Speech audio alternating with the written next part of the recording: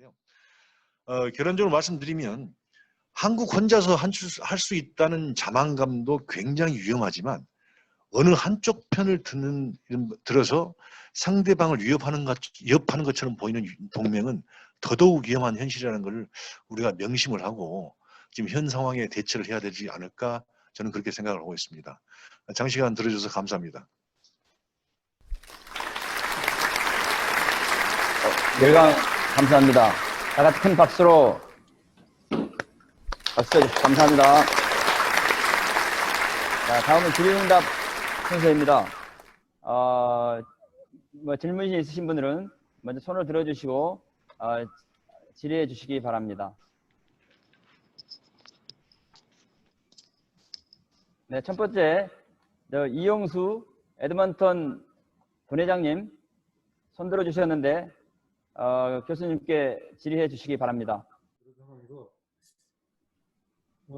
사실 그 연합국가 같은 거는 또 시간도 많이 걸리고 어떻게 될지도 또 이게 이런 입장이 한국은 절실하지만 뭐 독일이라든가 다른 나라 같은 경우는 우리만큼 절실하지는 않지 않을까 하기 싫지 않은 것 같고 진짜 이거 한국이 제가 볼 때는 이걸 잘 이용하면은 어떤 위기가 기회가 될 수 있듯이 양쪽으로부터 우리가 오히려 얻을 수 있는 그런 좋은 기회가 될 수 있는데 그런 쪽으로 이렇게 우리가 활용할 수 있는 그런 어떤 방법은 없을까 하는 그런 질문을 드려봅니다.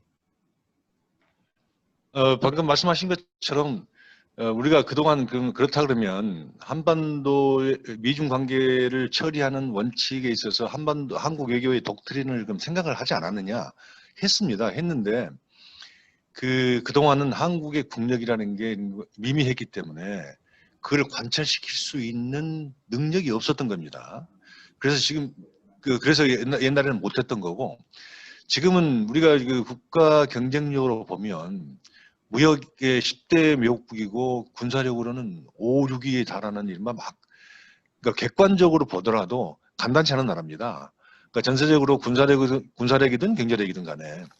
그래서 이제 우리 입장에서는 지금은 우리의 국력을 바탕으로 우리가 중견국이라고 자부할 수 있는 상황이고 그렇다면 중견국가의 모임을 통해서 이른바 미중 관계의 관계를 처리하는 원칙의 문제에서 뭔가 우리가 그렇다고 너무 앞장을 서는 것은 곤란하겠지만 거기서 주도적인 역할을 해서 이른바 국제적인 콘센서스를 이뤄내는 게 중요한 게 아닌가 하는 것은 저의 개인적인 생각이고요. 또 하나는 우리보다 더 심한 지금 압박을 받고 있는 데가 호주입니다. 호주는 지금 이른바 중국의 코로나 책임론을 제기하면서부터 중국이 와인이라든가 유학생 금지, 와인 수입 금지, 소고기 수입 금지 등등 해가지고 호주에 대해서 경제적인 제재를 유무형의 제재를 강하게 지금 가하고 있는 곳이 지금 호주거든요. 호주도 그렇고 지금 뭐 대만도 마찬가지입니다. 그리고 이제 싱가포르도 그와 비슷한 지금 압력을 받고 있는 거고 지금 굉장히 어려운 곳이 유럽입니다. 지금 미국의 편을 들여야 될지 아니면 지금 이제 중국의 편을 서야 될지 모르는 그런 상황인데 잘 아시다시피 영국은 지금 5G 장비 설비 문제에 있어서 완전히 중국 배제로 방침을 굳히면서 이른바 미국 편을 확고하게 섰고요. 지금 남아있는 게 이제 가장 큰 관심을 갖는 나라가 두 나라입니다. 독일과 프랑스인데요.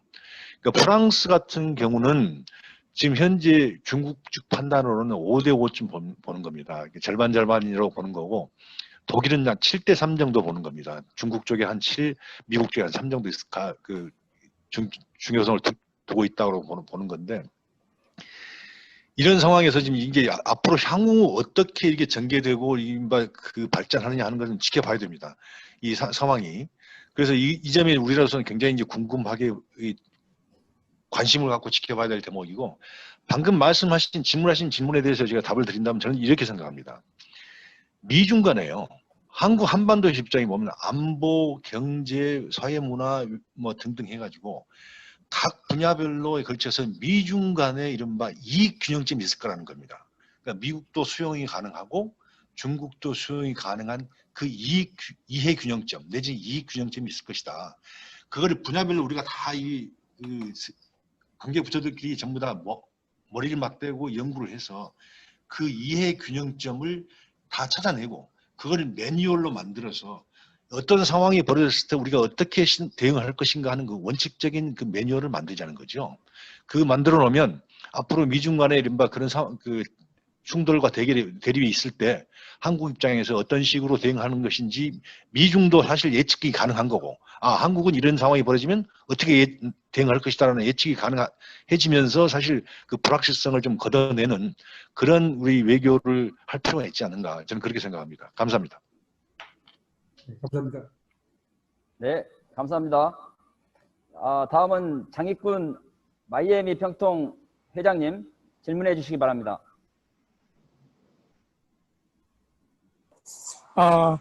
문인열 교수님 질문 있는 것은 어떤 거냐면은 과연 중국 내에 미국이 현재 중국인에게 그 도전처럼 보이는 것에 대해서 미국을 이해하고 해결하려는 입장들이 혹시라도 있는지, 어떤 점이 있는지 그걸 좀 듣고 싶습니다. 감사합니다.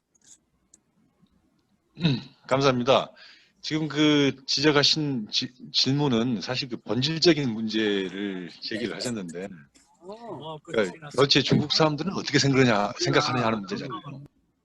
이게 굉장히 중요합니다. 근데 중국에서는 나오는 이야기는 두 가지의 우려의 목소리가 있습니다. 하나는 친미 세력을 경계해야 한다는 겁니다. 그러니까 너무나 미국 쪽의 편을 들어서 미국이 주장하는 대로 하면 중국이 또 양보를 하고 또 고쳐나가면 미국과 중국의 충돌은 피할 수 있으니까 그 미국의 의견을 들여야 한다고 하는 친미 세력을 경계하자는 목소리가 나오고 있고, 또 하나는 경미입니다.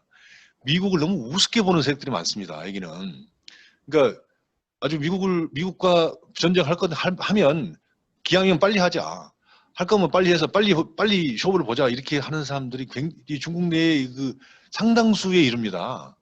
그래서 그러니까 중국 사람들이 미국을 바라보는 미국에 대한 평가와 미국 현재 국력에 대한 평가가 지금 국제적인 상식적인 수준에 오가는 상당한 괴리가 있다는 것을 말씀을 드리고요.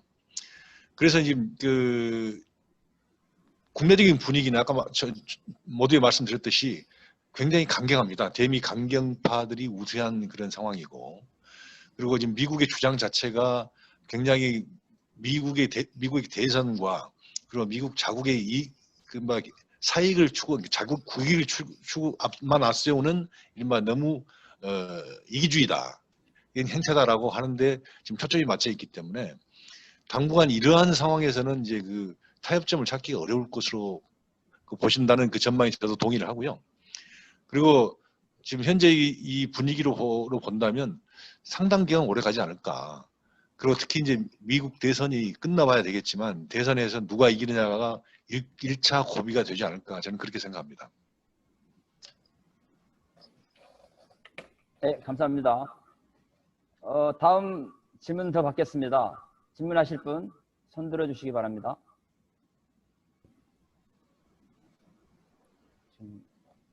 질문이 없으십니까? 정효궁 위원님 손 드셨습니다. 네, 말씀해 주십시오. 네, 교수님 감사합니다. 밴쿠버에서 하는 정효봉인데요. 지금 그 저랑 비슷한 분의 질문이 있는 것 같아서 저도 그 질문을 드리고자 합니다. 예를 들어서 그 미국과 중국이 지금 상당히 갈등 속에 있는데, 이렇게 갈등이 심화되다 보면은 결국은 사람이 갈등하다 보면 치고받고 싸우는 것도 나올 텐데, 미국도 결국 전쟁이라는 어떤 수단을 미국이나 중국이 쓰게 될 것 같습니다. 그러면은 지금 미국과 중국이 자국이 직접 싸우는 것은 절대 하지 않을 테고, 이른바 대리 전쟁을 할 것으로 예상이 됩니다. 제 생각에는 그러면 지금까지 했던 어떤 그 역사적인 관점에서 본다면 팔레스타인 지역이나 또 사우디를 포함한 팔레스타인 지역, 그리고 중국 내 유구르 지역이나 그리고 동구권, 그리고 한반도도 그 예일 수 없을 것 같습니다. 가장 저희가 이제 우려하는 이유는 자국의 이익이나 이런 게 충돌됐을 때 어떤 자기의 힘을 과시하거나 또 여러 가지의 모습을 이제 전쟁으로 표현하기 위해서 한반도도 혹시 전쟁의 가능성이 있지 않을까 하는 걱정도 해봅니다. 교수님 의견은 어떠신지요? 그 점이 저도 사실 굉장히 그 우려스럽고 걱정스러운 대목입니다. 그 방금 말씀을 잘하셨는데요. 지금 미중 간의 무력 충돌의 가능성이 굉장히 가장 높은 곳이라 한다면 당연히 지금 남중국해입니다. 그러니까 남중국해는 왜 그러느냐면 옛날에 미소가 냉전에서 강하게 대립을 했을 때 그 미소 냉전의 중심지는 어디였냐면 유럽이었습니다. 근데 유럽은 워낙 많은 국가들이 다닥다닥 붙어 있고 또 인구들이 밀집되어 있기 때문에 거기에서 냉전이 열전으로 전쟁을 벌인다는 것은 사실상 불가능했거든요. 그런 반면에 지금 이 남중국해는 우선 사람이 살지 않고 그냥 공해바다잖아요. 또 하나는 미중이 무력으로 충돌을 하더라도 그 피해가 이른바 그 군인들의 제한된다고 하는 이런 점들이 있습니다. 그래서 이제 그 남중국해를 꼽는데 만약 거기에서 더 나간다고 한다면 방금 말씀하신 것처럼 대리전이 일어난다 하면 두 군데입니다. 하나는 대만이고 하나는 한반도입니다. 지금 대만은 지금 사실 이제 그 중국이 미국의 이른바 보건복지부 장관이 수교일에 처음으로 장관급으로서는 지금 대만을 방문했기 때문에 중국에서는 이건 하나의 중국 원칙을 깨뜨리는 이른바 심각한 원칙 파괴 행위라고 지금 규정을 하고 대응을 하겠다고 하는 거고요. 반면에 이제 대신 이제 대만은 사실 중국 사람들은 같은 민족이어서 자기 형제들끼리는 때리지 않는다는 게 중국 사람들의 불문율이거든요. 그래서 과연 자기들의 영토라고 여기는 대만에서 전쟁을 할 수 있을까 하는 점보다는 그런 의문들이 나오지만 그래서 한반도가 될 수도 있다고 하는 게 이른바 그 애정된 전쟁이라고 책을 써가지고 굉장히 유명하신 앨리슨 그레이엄 하버드 대학 교수도 그 이야기를 하고 있고 존 미어사이머라고 미국 그 국제정치의 현실주의의 대가인 존 미어사이머 교수도 그 대리전쟁에 한반도가 포함될 수 있다는 점을 지적을 하고 있습니다. 그래서 개인적으로는 그런 상황이 벌어지지 않아야 되고 또 특히 북한도 사실 그렇게 될 수 있다는 걸 잘 알고 있습니다. 그래서 지금 이 상황에서 가장 어려운 곳은 사실 북한입니다. 지금 뭐 한국보다 더 북한이 더 어려운데요. 북한 입장에서는 굉장히 지금 조심하고 있고 김정은 위원장도 지금 하는 걸 보면 이 미중 간에 거기에 끼어들지 않으려고 어마어마하게 지금 신경을 쓰고 있구나 하는 걸 느끼고 있습니다. 그래서 이 만일 그 한반도가 괜히 그 빌미를 줘가지고 예컨대 미국에 도발하거나 아니면 그 ICBM을 쏜다거나 이런 형태로 벌여서 이게 중국이 북한을 보호하는 명분으로 미국은 이른바 북한의 비핵화를 이른바 징벌하는 이른바 그 명분으로 한반도에서 전쟁을 벌일 가능성도 얼마든지 있기 때문에 그 점은 저희들도 굉장히 경계를 해야 된다고 생각을 합니다. 감사합니다. 네, 이어서 우리 토론토의 박종수 의원님 질문해 주시기 바랍니다. 네, 안녕하세요. 저 질문 메시지로 넣었는데, 근데 금방 교수님께서 말씀을 하셨어요. 남북한 충돌이 미국과 중국의 대리전으로 활용될 수가 있다. 사실 우리가 제일 조심해야 되는 부분, 이 부분이 아닐까 생각합니다. 교수님 언급해 주셔서 너무 감사합니다. 네, 감사합니다. 네, 감사합니다. 한 분 더 받겠습니다. 질문 있으신 분? 남기출 위원님. 네, 남기출 위원님 말씀해 주세요. 예, 질문 있습니다. 교수님, 말씀 잘 들었습니다. 근데 제가 좀 궁금한 건요, 지금 미국도 민주당과 공화당의 조금씩 아마 중국에 대한 정책이 조금씩 다를 거예요. 그죠? 근데 중국 지금 현재 시진핑 지금 현재 아주 장기 집권을 하고 있지 않습니까? 이 경우에 만일에 지금 현재 코로나 사태, 그 다음에 지금 자연재해, 그 다음에 여기서 시진핑이 만일에 정권이 바뀌고 다 지금 제가 중국 그 정치 그 정권을 잡는 게 한 두 그룹인가 세 그룹인가 이렇게 돌아가면서 이렇게 이걸 그 정권을 잡는 걸로 알고 있어요. 이게. 근데 만약에 정권이 다른 사람한테 넘어가면 지금처럼 이렇게 중국이 강경 대책하는 게 좀 바뀔까요? 그 중국의 그 정치 체제에서 잠깐 설명을 드리면 중국은 이른바 공산당이 지배하는 이른바 체제 일당 지배 체제입니다. 그래서 그러니까 우리처럼 선거를 통해서 이른바 집권당이 바뀐다거나 아니면 대통령을 직접 선거를 통해서 선출하는 그런 제도는 없고요. 그러니까 지금 방금 말씀하신 거는 아마 중국 내 공산당 내 파벌을 말씀하시는 것 같은데, 그러니까 뭐 타자당이라든가 아니면 상해파라든가 뭐 이 이야기를 지금 하신 걸로 저는 이해를 했는데, 지금 이제 그 시진핑 현재 그 공산당 총서기 겸 국가주석은 2012년에 등극을 했습니다. 이게 지금 권좌에 올라서 2022년에 사실은 이제 2연임을 하면 연임까지만 허용하고 있기 때문에 10년이지 않습니까? 10년이니까 2022년에 물러나야 되는데, 작년, 재작년에 이른바 그 헌법 개헌을 통해서 이른바 그 3연임도 가능하도록 만들어놨습니다. 그러니까 그 3이라는 표현은 안 들어가 있지만, 그러니까 본인이 원하면 이른바 그 무제한 연임이 가능되도록 되어 있기 때문에, 당연히 지금 이 상황에서 중국의 내부적인 그 상황을 보면 세 번째 연임하는 것은 아마 분명한 것으로 보이고, 그래서 이제 하게 된다면 5년을 더 할지 10년을 더 할지는 이제 두고 봐야 됩니다만, 지금 향후 10년을 더 할 것이라고 보는 사람들이 많습니다. 그러면 결과적으로 20년을 하는 거기 때문에 2032년까지 그 시주석 체제가 가지 않을까. 그렇다 그러면 그 와중에 이게 이제 간다면 중국의 대미 정책이 근본적으로 기조가 바뀔 확률은 거의 크지 않다라고 보는 거고요. 다만 이거는 있을 겁니다. 중국 공산당도 결국은 현실이라는 것을 무시할 수가 없기 때문에 지금 현재 미국이 하고 있는 이런 봉쇄와 압박 정책이 과연 어느 정도 영향력을 미치느냐에 따라서는 중국도 그 대미 정책을 아마 변경시킬 가능성도 분명히 열려 있다고 저는 보고 있습니다. 네, 감사합니다. 마지막으로 한 분만 더 받겠습니다. 손 들어주시기 바랍니다.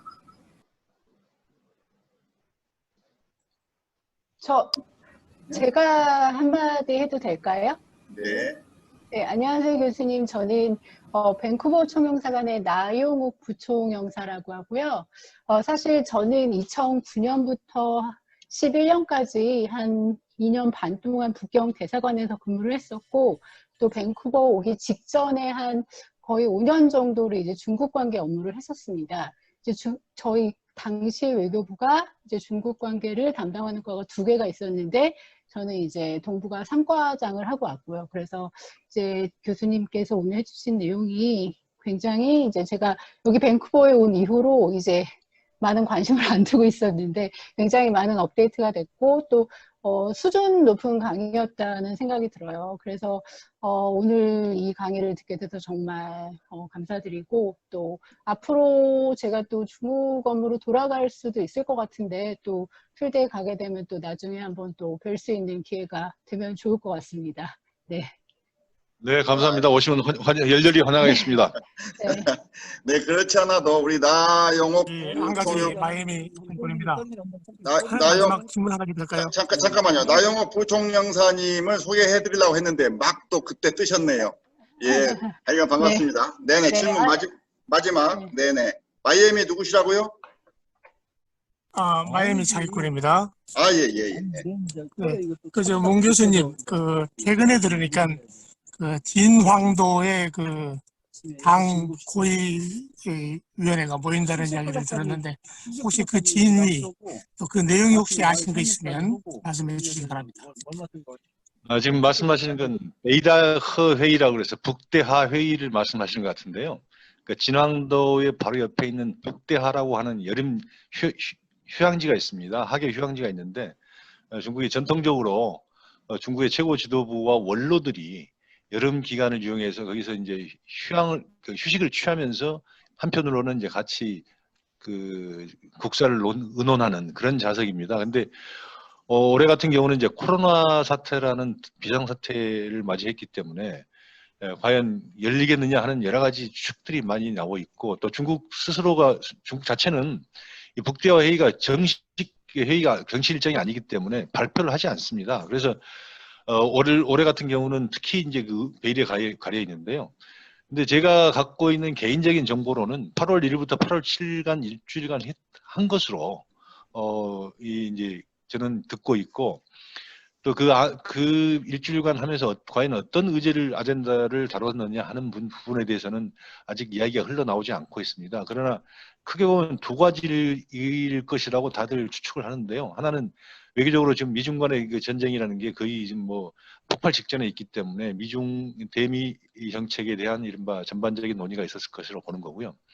또 하나는 이제 올해로 끝나고 내년부터는 제14차 경제 개발 5개년 계획이 시작이 됩니다. 그래서 이제 그 내년부터 시작되는 14차 경제 개발 5개년 계획에서 어디에 중점을 두고 어떤 식으로 경제 발전의 이른바 방향을 잡을 것인지, 거기에 대한 두 가지 카테고리에서 이른바 그 논의가 있었지 않느냐 하는 그런 얘기들이 흘러나오고 있습니다. 네. 지금까지 그 질문 한 6분 받았고 대단히 수고가 많으셨습니다. 나머지 분들 궁금하신 거 있으십니까? 이번 기회 아니면 중국에 관한 얘기를 잘 들을 수 없을 것입니다. 궁금하지 않습니까? 장입권입니다. 마지막. 네네. 저기 진왕도 그 회의, 거기에 대해서 예측한 것 중에 한 가지가 시진핑 그 주석의 그 강경책 추진 방향에 대해서 도전 또는 비판이 있을 거라는 예측도 있었는데 그건 전혀 아닌 걸로 바뀐 겁니까? 그 이제 밖에서 보시는 중국 내부 정치, 내부 정치에 대해서 이제 많은 그 추측들이 있습니다만은 저희들이 이제 제 같은 경우는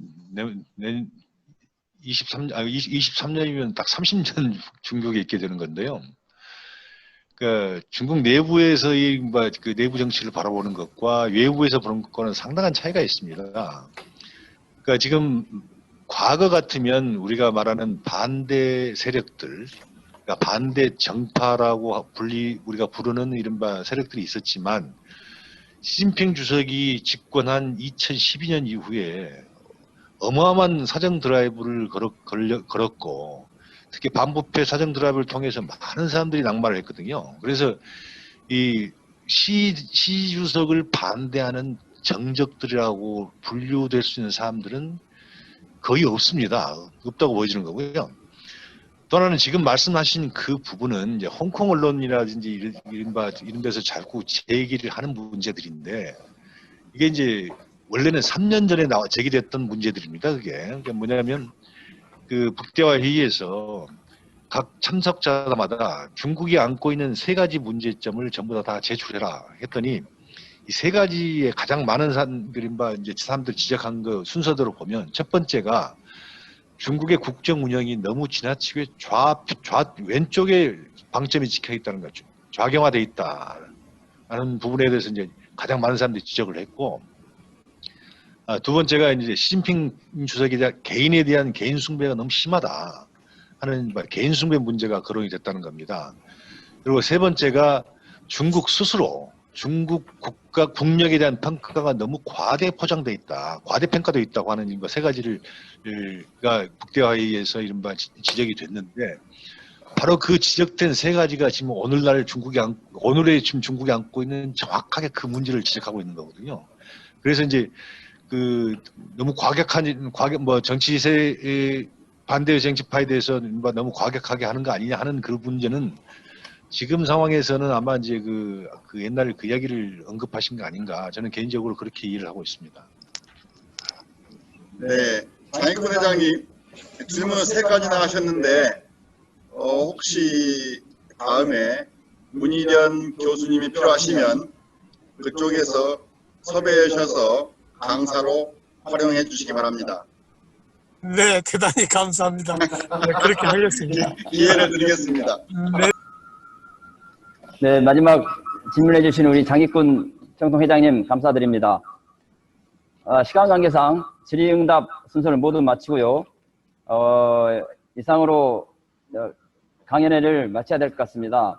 오늘 전 세계에서 많이 참석해 주신 모든 분들께 감사드리고요. 장시간 열강해 주신 문희련 교수님께 다시 한번 뜨거운 박수 부탁드립니다. 감사합니다. 이상으로 광복 75주년 8.15 특집 평화통일 강연회를 모두 마치겠습니다. 감사합니다.